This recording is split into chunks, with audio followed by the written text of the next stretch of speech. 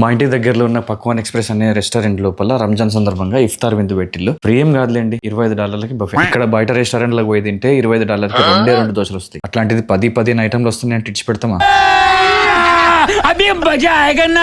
ఇక్కడ చూడొచ్చు ఏమేమి పెట్టిల్లు అనేది. చికెన్ బిర్యానీ, జీరా రైస్, శనగల కూర, చికెన్ ఐటమ్స్, స్వీట్స్, సలాడ్స్, గిలాడ్స్ అన్ని పెట్టిల్లు. నాకు అనిపించింది చికెన్ ఐటమ్ లో గిన్నె ఉన్నాయి, మటన్ అండ్ ఫిష్ కూడా పెడితే బాగుండు అనిపించింది.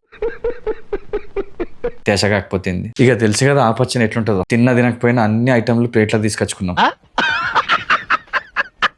ప్రశాంతంగా కూర్చొని తిందాం అనుకున్నా, కాకపోతే బయట -20°C టెంపరేచర్ వల్ల జాకెట్ వేసుకొని తినాల్సి వస్తుంది. నేను ఎందుకు నిలబడి తింటాను అనుకుంటా. భయం, రోషన్ గాడు పోయి ఎవరి పల్లెంలోకి వెళ్ళి ఏం తీసుకొని తింటాడో అని.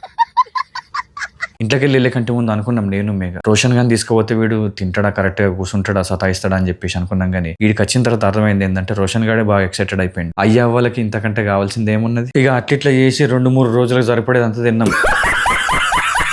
తినేసి మెల్లగా జాకెట్లు వేసుకొని సరిగా ఇంటికి వచ్చేసినాం. ఇదండి ఈ రోజు వ్లాగ్. మళ్ళీ ఇంకొక వ్లాగ్ తో మళ్ళీ కలుస్తాం. అంతవరకే సెలవు, బాయ్.